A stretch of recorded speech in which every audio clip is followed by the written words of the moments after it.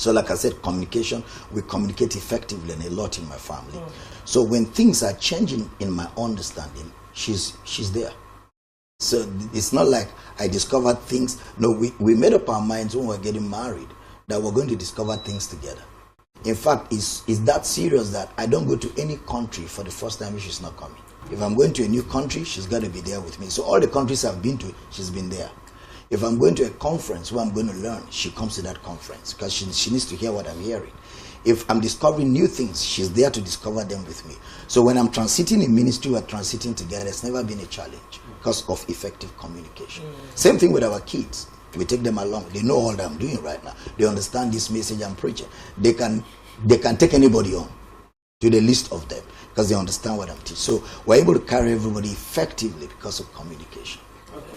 So, Doctor, I'm still going to go into the relationship. There's something you said about communication that, pausing to speak honestly to issues. That is what this generation feel like is too much. That situation or scenario where a couple, maybe the husband is a blunt person, just tells the wife exactly what is happening, how he's feeling about something she did, and the wife feel like he's just too kind of blunt. Can't you sugarcoat things a little bit?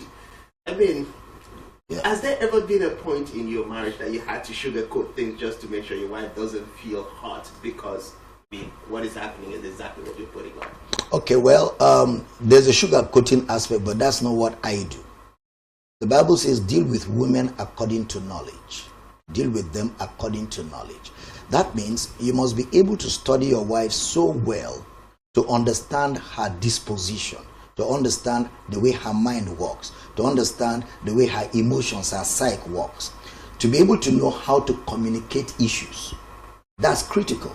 The Bible says you deal with them according to knowledge. So if you don't have the knowledge of a woman, you will not be able to effectively handle her. You've got to be able to know. So it's not sugarcoating, because eventually I will say what I want to say. But I'm going to say it in a way I know she will receive it well, because the intent for that communication is to be productive. I don't want to say something that will bounce off. I want to say something that will be received, and at the same time I'm not being deceitful. So I'm going to have a tact in bringing the message. I'm going to look for ways I'm going to say it, and I'm going to look for the right time where I will say it and it will be well received. So all of those are the dynamics. It's not sugarcoating. It's tact. It's being able, and it's also not diplomacy.